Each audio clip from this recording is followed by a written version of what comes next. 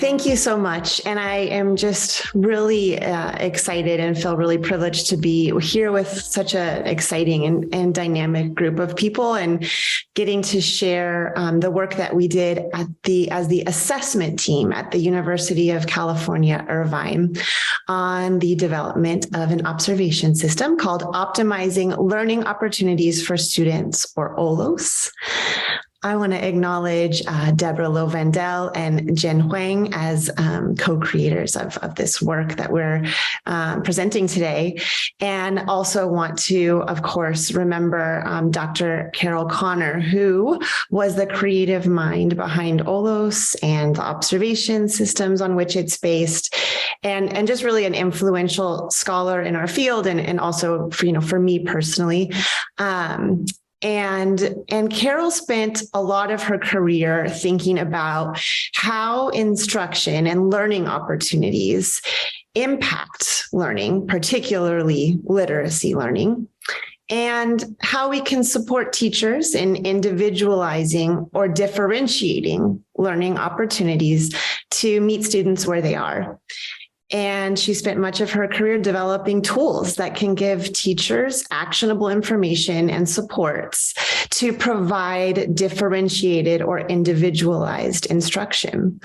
And the tool that I'm going to talk to you about today was one that she was working on as part of the Early Learning Network.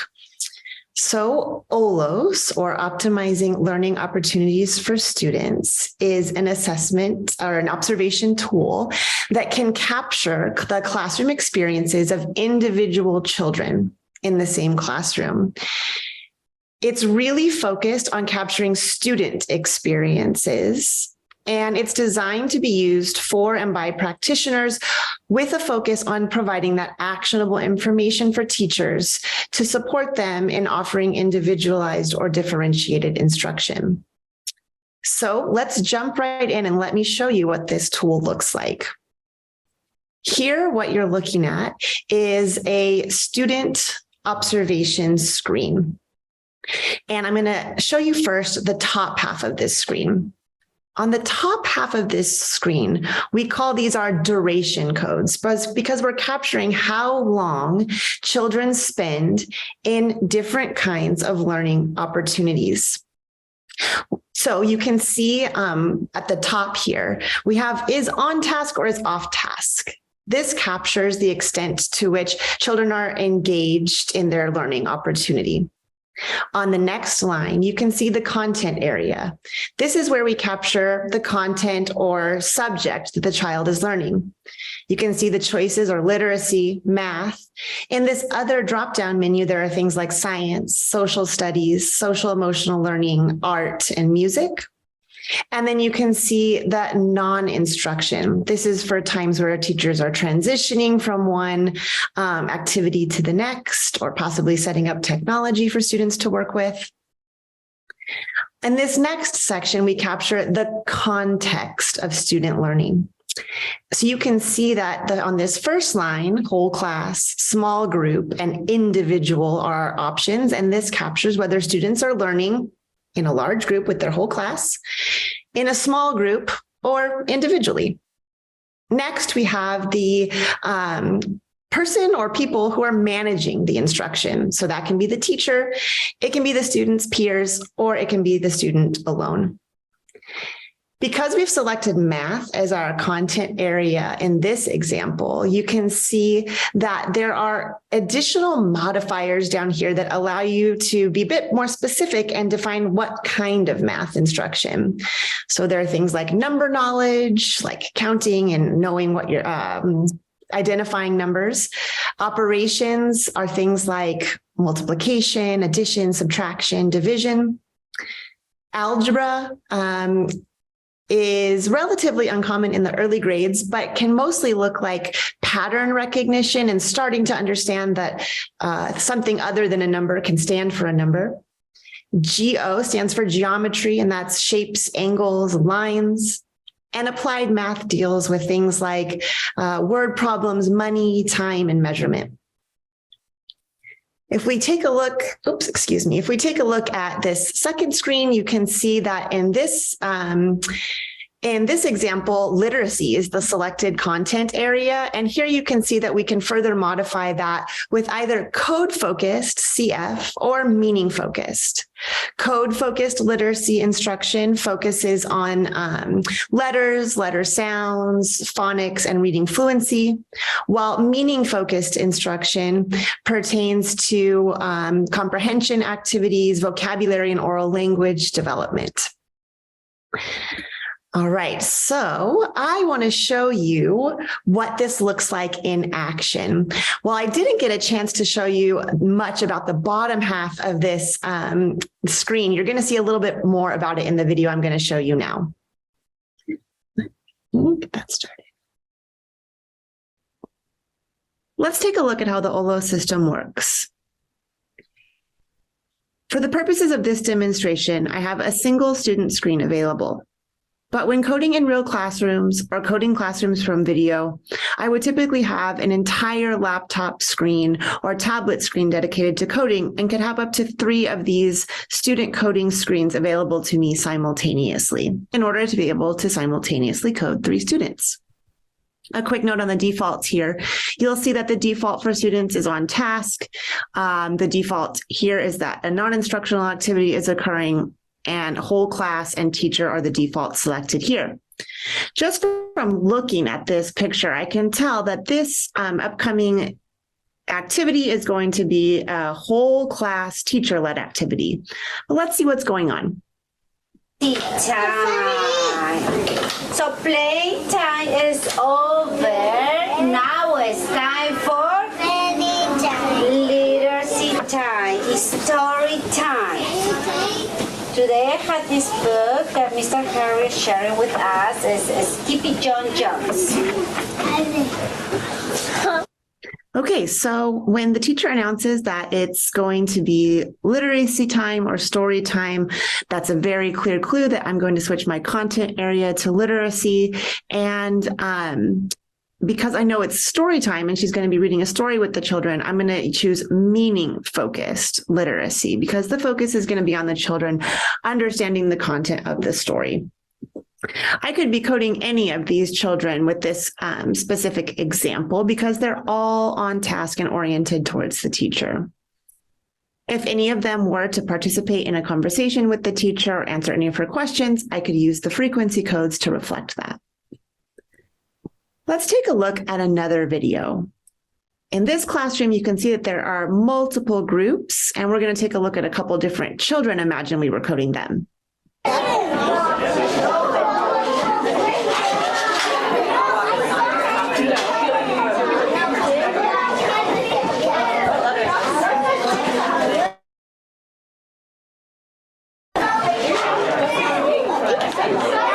Okay, so in this video, let's start with a look at these two.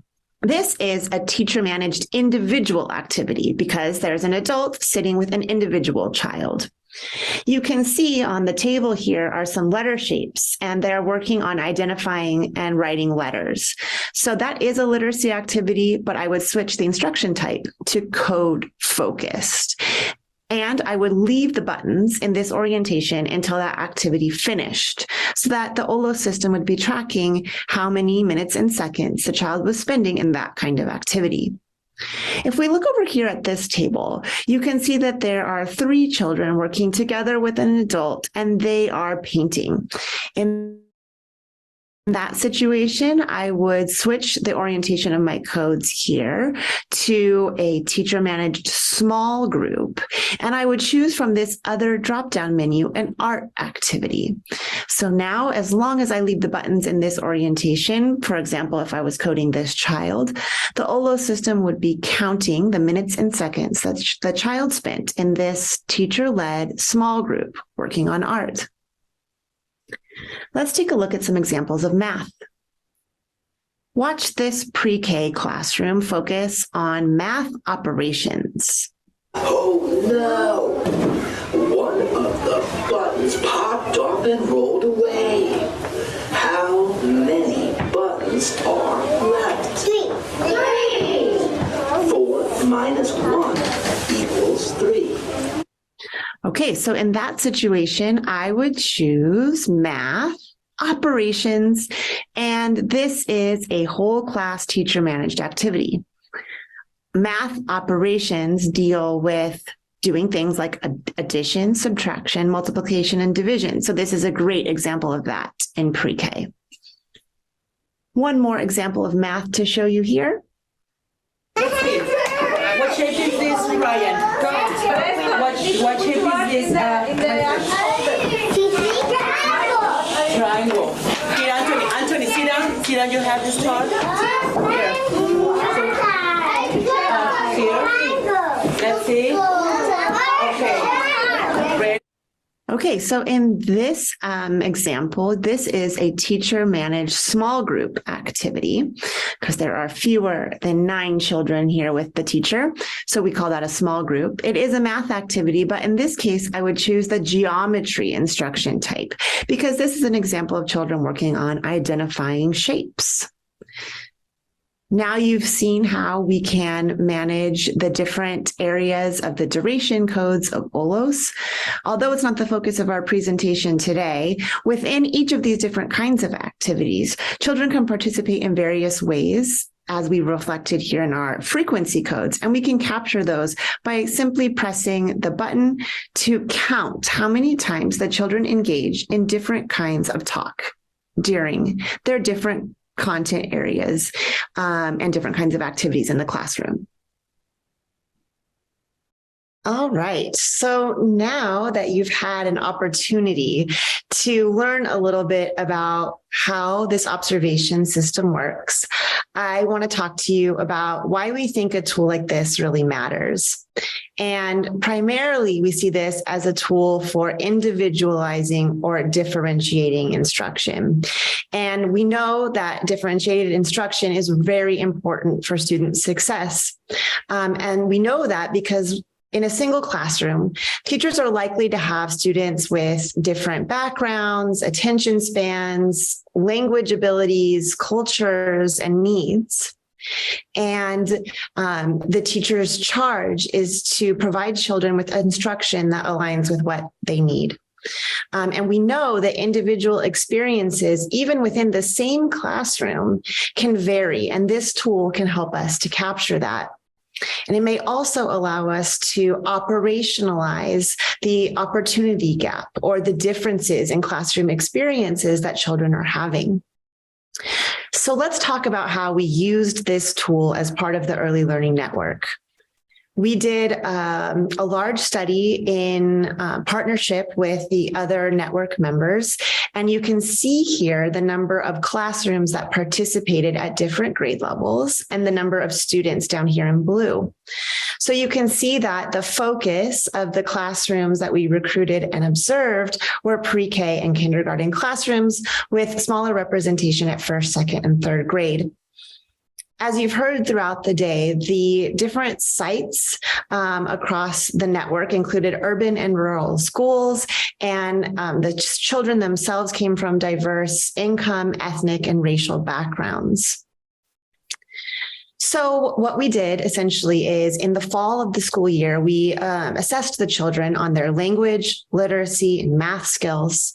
We observed them, and after we had done the initial assessment, we assessed them again in the winter, observed them one more time in the winter, and then again in the spring, and then assessed them one final time on their language, literacy, and math skills.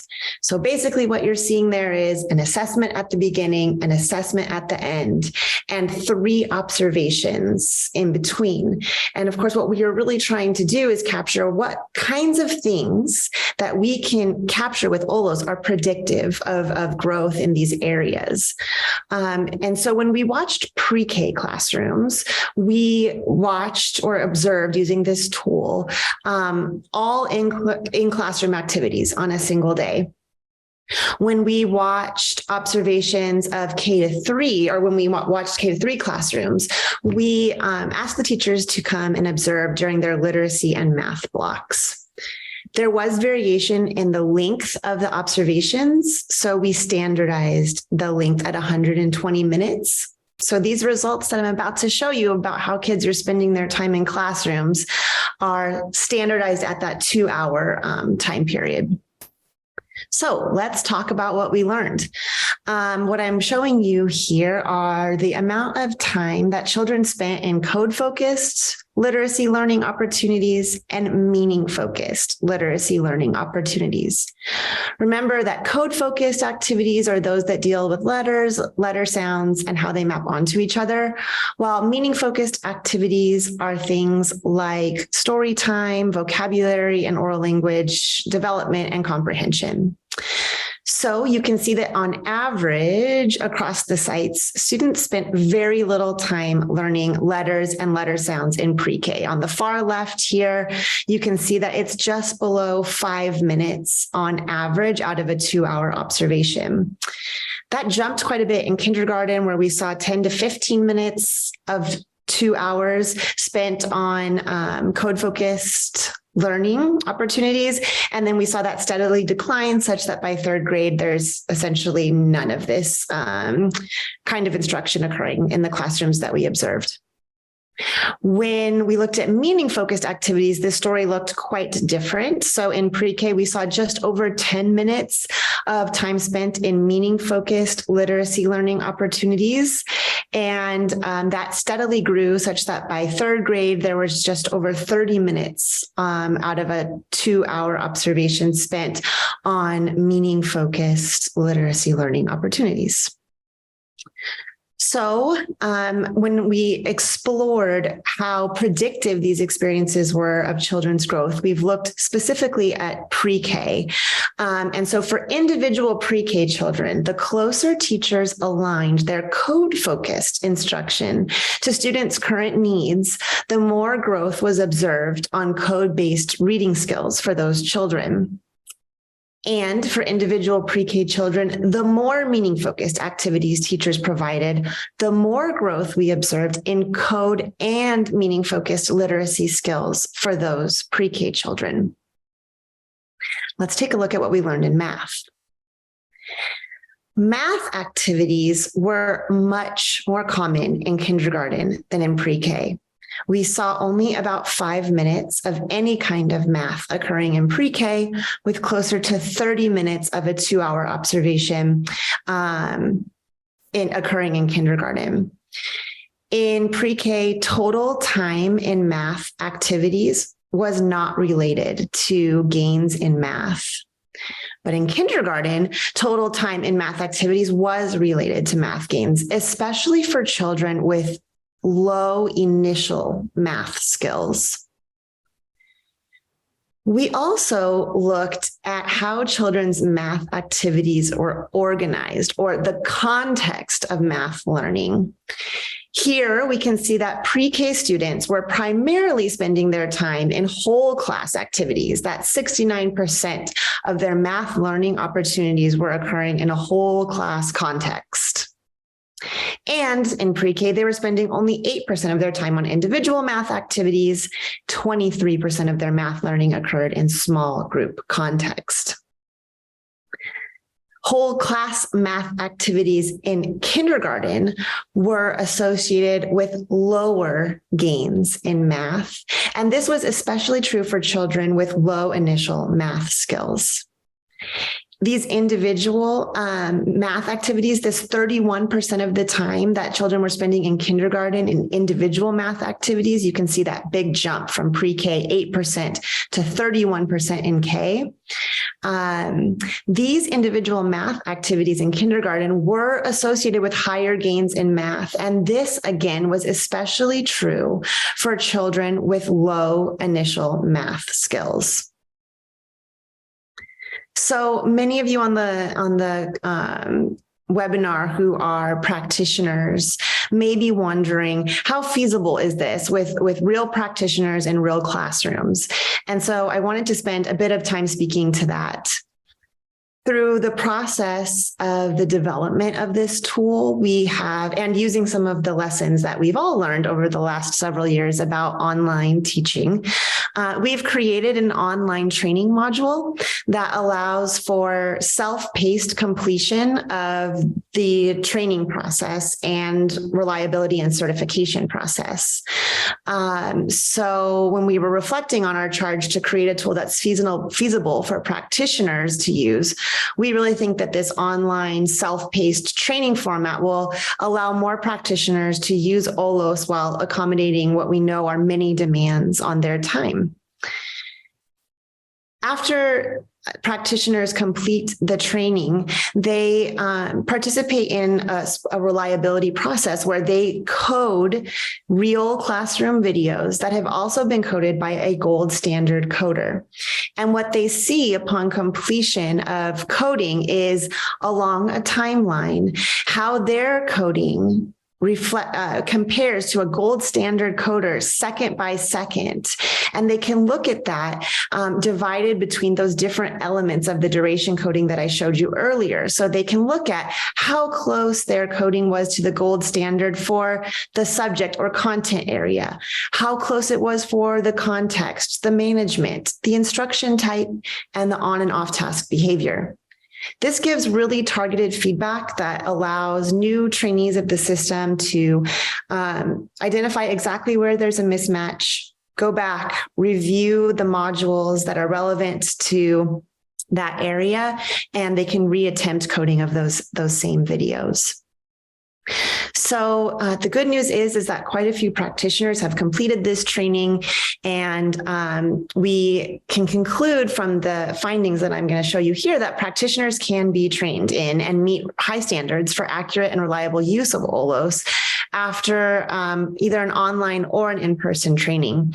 So the graphs you see below here are showing how accurate practitioners and researchers were when doing these practice videos that I told you about, and then also while taking tests for certification. And basically the takeaway message that I wanted to convey here is that practitioners are as good or better as researchers at using this tool reliably.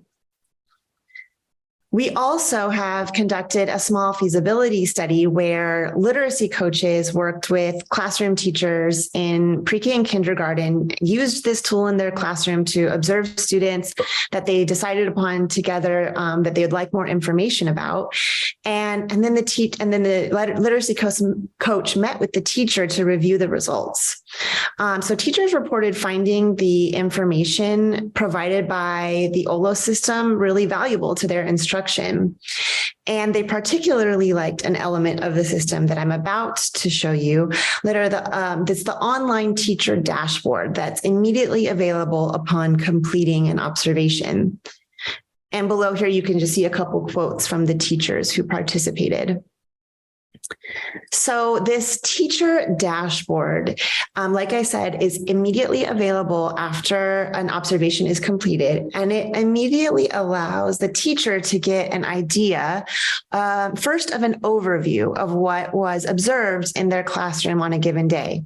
So here you can see that in this observation of the classroom, 54.8 minutes were devoted to literacy and 22 minutes were devoted to non-instructional activities, with just over a minute and a half devoted to social emotional learning. You can also see an overview of the context of learning. So here, 56.5 minutes were devoted to whole class, 18.5 minutes devoted to small group instruction, and just over 3.5 minutes devoted to individual learning. This teacher dashboard also gives teachers this immediate feedback about how their students were participating in the instruction. So they can see for the students observed how often they did things like non-verbally responding, verbally responding to simple questions, reading text out loud, asking on-topic questions, participating in a discussion. They're able to see a summary of that as soon as the observation is completed. Finally, there is very detailed information available for individual children. So this screen is showing the results for an individual child. And so it's showing here what kind of instruction that child experienced during the observation. And then it gives the breakdown of, well, was it teacher managed and was it code focused, and all the breakdowns of the possible combinations of management and context of learning for literacy instruction. It gives more information about what types of math were observed, and then all of those other areas like social science and art and music. It's going to give the amounts here as well. And then finally, it can give, related to literacy, some really detailed information about how far from an ideal amount of instruction was observed in different combinations of context and content. So for example, in teacher managed code focused activity, like you can see here, the observed amount was 11 minutes and the recommended amount was 5 minutes. So this is giving really detailed information about where this individual student is, what they need in terms of their literacy learning, and what they're actually getting, which is what OLOS really provides.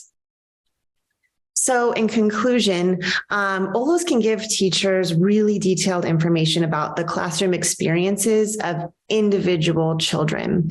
And these results are immediate, and they provide teachers actionable information for individualizing instruction, which was always, Carol's vision for this tool.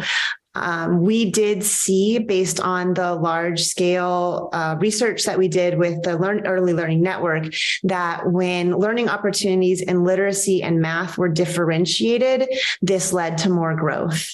And finally, we do see that there are promising results for reliable and feasible use with real practitioners in real classrooms in the future. And I know I speak for the entire team that is still participating in the development and ongoing use of this tool, that we're so excited about the possibilities for its future use in the field. So thank you so much for your time.